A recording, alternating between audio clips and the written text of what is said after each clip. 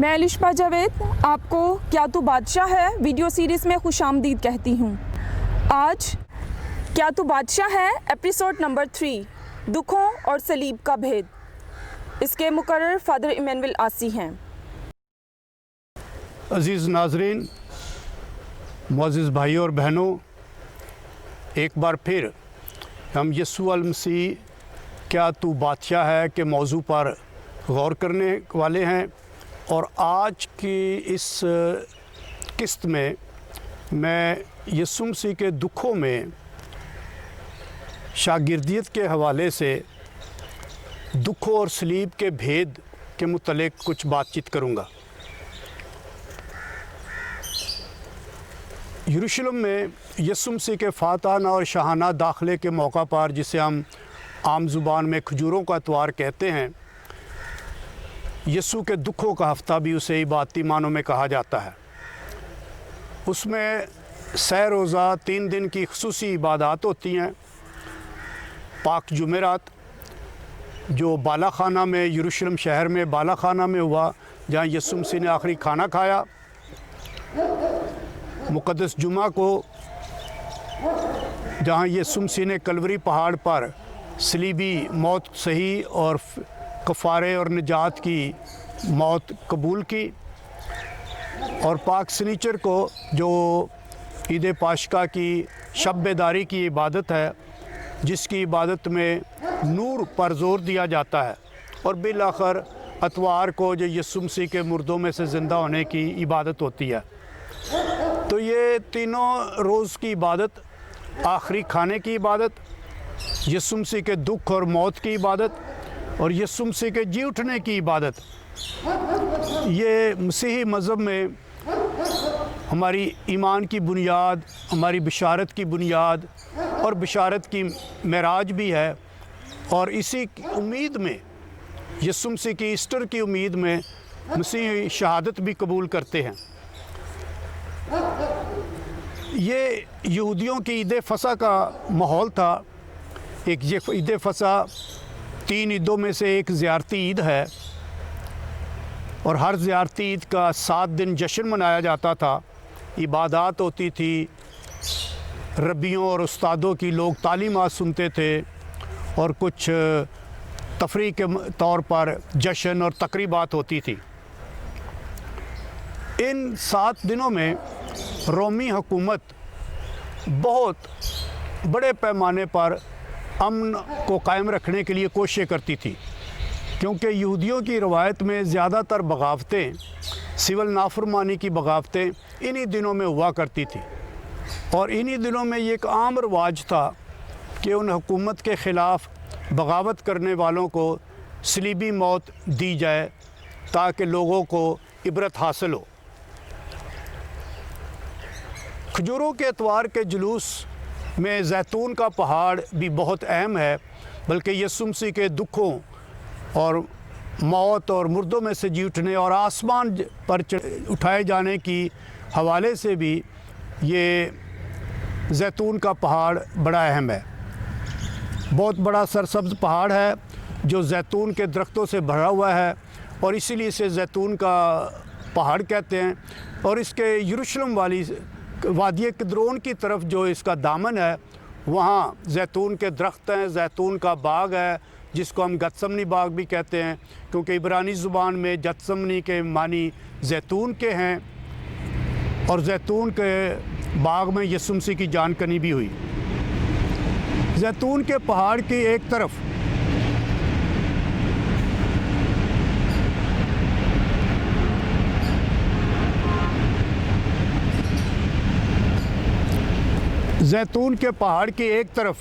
بیت فیجے ہے۔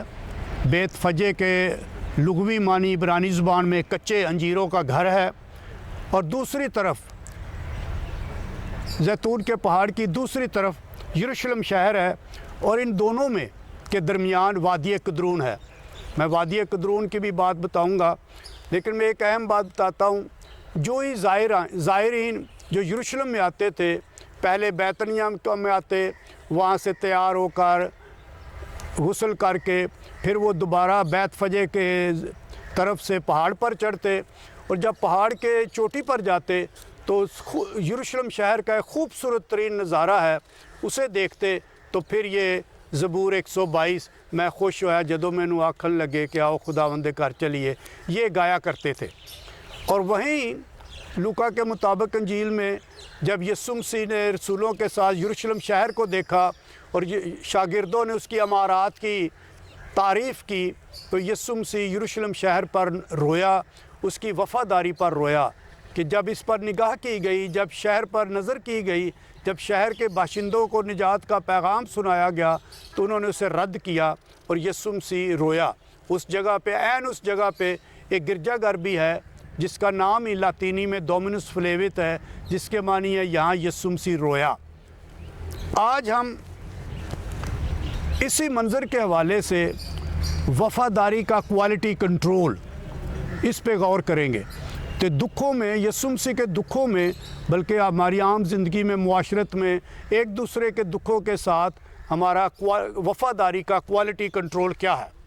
یا ایک معلومات کے طور پر بتانا چاہتا ہوں کہ یروشلم شہر کے ارد گرد دیوار تھی اور اس میں کئی جگہوں پر مشہور پھاٹک تھے، گیٹ تھے، اور جس گیٹ سے یسوع مسیح کا جلوس گزرا تھا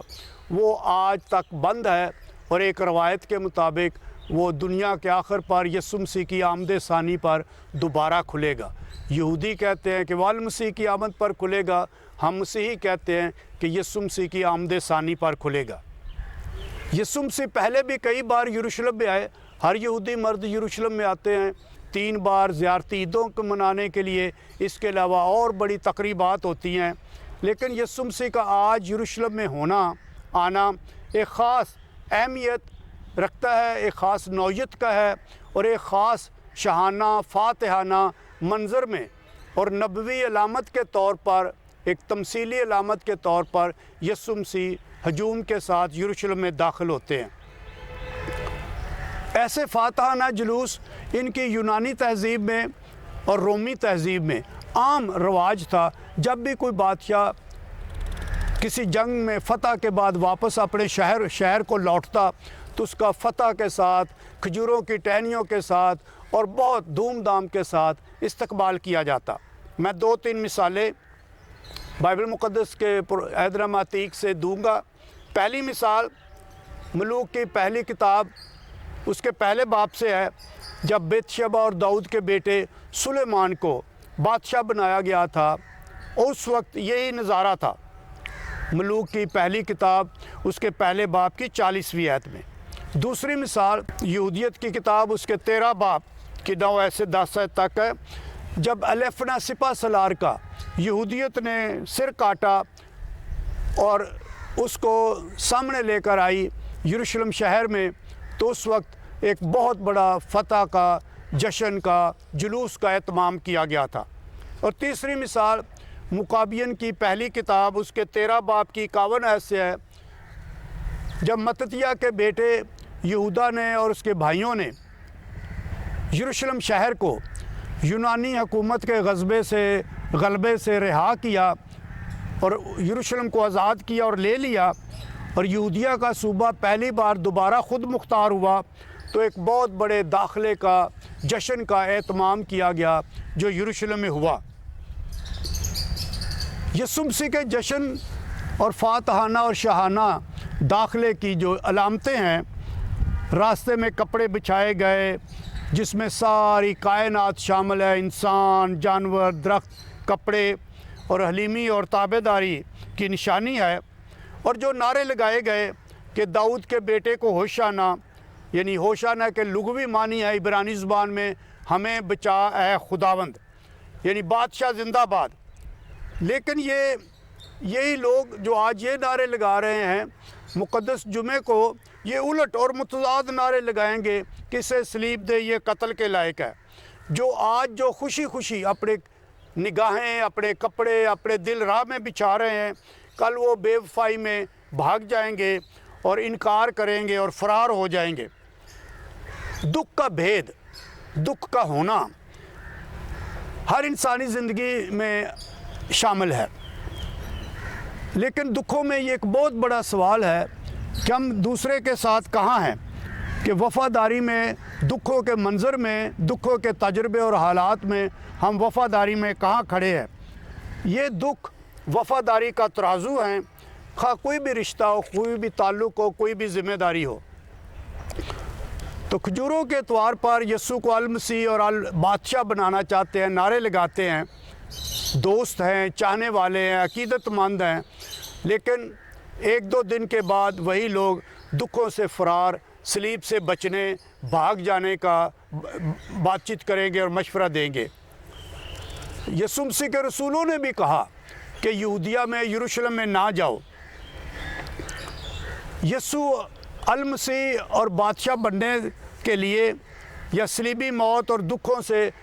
بچ بھی سکتا تھا، بھاگ بھی سکتا تھا، فرار بھی کر سکتا تھا کہ وہ بیابان کو بھاگ جائے یا جلیل کے کسی دور افتادہ گاؤں میں چھپ جائے یا خاموشی میں انجیل کی منادی کو ترک کر دے اور ختم کر دے، لیکن وہ یقیناً ان میں سے کسی بھی آپشن کو، کسی بھی چناؤ کو نہیں اپناتا، ورنہ اس کی زندگی کا مقصد ختم ہو جاتا، اس کی تعلیم کی شدت ختم ہو جاتی اور اپنے مقصد سے انحراف اور فرار کرتا۔ یہ تو یہودیہ کے بیابان میں اپنی منادی کی اعلانیہ زندگی کے آغاز میں ہی شیطان نے بھی یسوع مسیح کو آزمائشوں کے دوران یہ کہا تھا، اور بالآخر صلیب پر بھی اسے کہا گیا تھا اگر تو المسیح ہے تو صلیب پر سے اتر آ اور ہم جان لیں گے۔ لیکن یسوع مسیح ہم انسانوں کو، تمام کائنات کو محبت دکھانے آیا تھا کہ خدا اور انسانوں کے مابین جو بگڑا ہوا حالات تھی اس کو ملاپ کرانے آیا تھا، اور یسوع مسیح نے خود کہا اس سے زیادہ پیار کوئی نہیں کرتا کہ اپنی جان اپنے دوستوں کے لیے دے دے۔ یوحنا کے مطابق انجیل اس کے 15 باب کی 13ویں آیت۔ یسوع مسیح اپنی جان دیتا ہے، وہ بیماروں کو شفا دینے کے ذریعے، مبارک بادیوں کی بشارت اور تبلیغ کرنے کے ذریعے، گناہ گاروں کے لیے خدا کی رحمت اور خدا کا رحم بن کر آنے کے ذریعے، اور ریاکاری کے خلاف، ناانصافی کے خلاف، خود غرضی اور لالچ کے خلاف تعلیم دیتے ہوئے، اور یہ کام وہ اپنی زمینی زندگی کی آخری سانس تک، زمینی زندگی کے آخری لمحے تک جاری رکھتا ہے، جب تک وہ یہ نہیں کہتا کہ اے باپ میں اپنی روح تیرے ہاتھوں میں سونپتا ہوں۔ یسوع مسیح کی ساری زندگی محبت اور وفاداری ان دو الفاظ میں خلاصے کے طور پر بتائی جا سکتی ہے۔ خدا سے محبت، انسانوں سے محبت، باپ سے وفاداری، اور ہم انسانوں بلکہ گناہ گاروں سے وفاداری۔ لوگوں کو نجات دینے کے لیے محبت، اور اپنے مقصد اور اپنے تعلقات سے محبت۔ محبت اور وفاداری میں یسوع مسیح خود کو نثار کرتا ہے، خود کو قربان کرتا ہے۔ گویا صلیب ایک طرف محبت کا اظہار ہے اور دوسری طرف وفاداری کا ترازو ہے، وفاداری کی پرکھ ہے کہ کون کس کے لیے کتنا دکھ سہنے کے لیے تیار ہے، اور صرف محبت میں ہی یہ ممکن ہوتا ہے کہ ہم وفاداری میں کسی دوسرے کے لیے دکھ سہیں یا قربانی دیں۔ شاگرد اور رسول شروع میں صلیب کے بھید کو، محبت اور وفاداری یا نجات کے بھید کو نہیں سمجھ سکتے، لیکن آہستہ آہستہ ان پر یہ بھید کھلتا ہے اور بہت دیر کے بعد انہیں سمجھ آتی ہے۔ پہلے وہ بھاگ گئے صلیب کے ڈر سے، موت کے ڈر سے، دکھوں سے، مرنے کے ڈر سے، کیونکہ صلیب اس وقت سزائے موت تھی۔ یہ ایسی سزائے موت تھی جو بہت ہی شرمناک، وحشتناک، خوفناک اور ڈراؤنی سزائے موت تھی، عبرت کے طور پر استعمال کی جاتی تھی، لہذا سارے اس سے ڈرتے، گھبراتے اور بھاگتے تھے۔ لیکن اصل میں یہ بات محبت اور وفاداری میں کمزوری تھی۔ جب یسوع مسیح زندہ ہوئے، ان سے ملاقات ہوئی، یسوع مسیح شاگردوں پر ظاہر ہوئے، اس کے بعد 50 دن بعد روح القدس رسولوں پر نازل ہوا، انہیں روشنی، قوت اور جرأت ملی، تو یسوع کی موت ہی کو، یسوع کی صلیب ہی کو وہ نجات کا ذریعہ، نجات کا وسیلہ سمجھنے لگے، اور انہوں نے سمجھا کہ یہی دنیا کو بچانے والا ہے، یہی دنیا کو نجات دینے والا ہے، اور وہ خدا کی محبت میں اور وفاداری میں، اور ہم انسانوں کی محبت اور وفاداری میں صلیب پر مرا۔ اور اس کے بعد جب یہ صلیب اور دکھوں میں وفاداری کا بھید ان پر کھلا، تو وہ یسوع مسیح کے صلیب کے گواہ بنے، انہوں نے شہادتیں قبول کی، کلیسیاؤں کی بنیاد اور تشکیل کی اور تعمیر کی، اور یسوع کے پیغام سے وفاداری اور شاگردیت سے وفاداری نبھائی۔ انہوں نے اپنی اپنی صلیب اٹھائی جو محبت اور وفاداری میں ہے، اور جیسے ہم مسیح مذہب میں اپنی عبادات میں ہم یہ گیت گاتے ہیں، ہم خون کا ہر قطرہ ہنس ہنس کے بہا دیں گے۔ آج یسوع المسیح کی صلیب، یسوع بادشاہ کی صلیب، دکھوں کے ہفتے پہ چھائی ہوئی صلیب ہمیں بھی دعوت دیتی ہے، اور ہم اپنے آپ سے سوال کریں کہ ہم یسوع کے دکھوں میں شامل ہیں یا اس سے کتراتے ہیں۔ ہم دکھوں میں شامل ہوتے ہیں تاکہ اس کی قیامت میں اس کے ساتھ شریک ہو سکے، تاکہ اس کی نجات میں شامل ہو سکے۔ دوسرا سوال، کیا ہم یسوع مسیح کی محبت اور وفاداری میں برابر شامل ہوتے اور شریک ہوتے ہیں؟ تیسرا سوال، کیا ہم سچائی کا ساتھ دیتے ہیں تاکہ ہم یسوع مسیح کو بادشاہ کہیں جو حق اور سچائی کا بادشاہ ہے،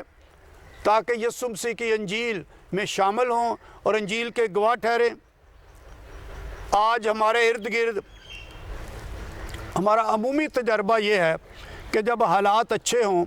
کھاتے پیتے ہوں، مفادات کی خاطر انسان ایک دوسرے سے وفاداری نبھاتا ہے۔ اچھے حالات میں وفاداری نبھانا، کسی کے ساتھ رہنا بہت ہی آسان ہے۔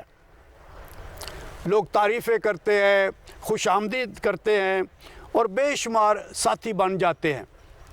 یسوع مسیح کی زندگی کے اوائل حصہ میں جب وہ جلیل کی خدمت ہم اسے کہتے ہیں، جب کثرت کے معجزے تھے تو بہت سارے لوگ ان کے پیچھے چلتے پھرتے تھے۔ مفت میں کثرت سے کھانا پینا ملتا تھا، شفائیں ملتی تھی۔ لیکن جب صلیب کی بات آتی ہے، یروشلم کے قریب جب وفاداری اور محبت کی پرکھ کی بات آتی ہے تو کئی بھاگ جاتے ہیں، بک جاتے ہیں، منکر ہو جاتے ہیں۔ ہم سب مقدس اور پاک نہیں ہیں، ہم انسان گناہ گار ہیں۔ ہم کئی بار ایک دوسرے کی اور یسوع مسیح کی محبت اور وفاداری میں کم ہوتے ہیں، گرتے ہیں، بھاگتے ہیں، انکار کرتے ہیں، بے وفائی کرتے ہیں۔ ہم مقدس صلیب سے جو وفاداری کا کوالٹی کنٹرول ہے اس سے دعا کر سکتے ہیں کہ خدا مسیح مصلوب جو ہمارا بادشاہ ہے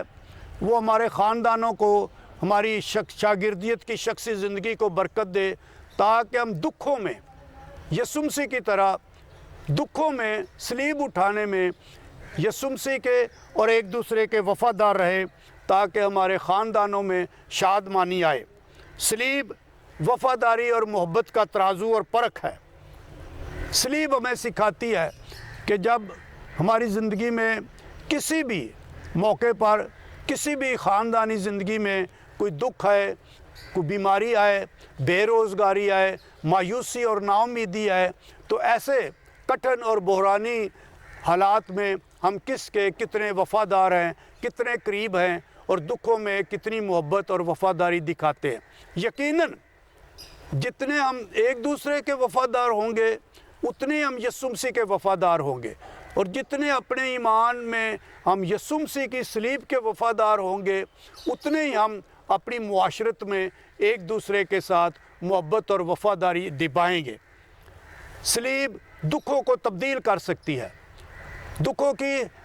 نوعیت، دکھوں کی حیت اور دکھوں کی شکل بدل سکتی ہے، کیونکہ صلیب ذریعہ نجات ہے۔ صلیب ایسٹر کی امید کے ساتھ سہی جاتی ہے، اور صلیب ایسٹر فراہم کرتی ہے، ایسٹر کی ضمانت ہے۔ ہر صلیب اور دکھوں میں ہر وفاداری کا عمل نئی زندگی اور ایسٹر کی ضمانت اور علامت ہے۔ آئیں صلیب میں نجات دیکھیں، صلیب میں آزادی دیکھیں، صلیب میں ایسٹر دیکھیں، اور یوں اپنی وفاداری کے لیے دعا کریں کہ ہم ہر دکھ میں یسوع مسیح کی محبت میں وفادار رہیں، اور ہر دکھ میں ایک دوسرے کی محبت اور ایک دوسرے کے ساتھ وفاداری نبھائیں۔ صلیب پر یسوع مصلوب جو ہمارا المنجی ہے، آپ سب کو ایسا کرنے کی توفیق عطا فرمائے۔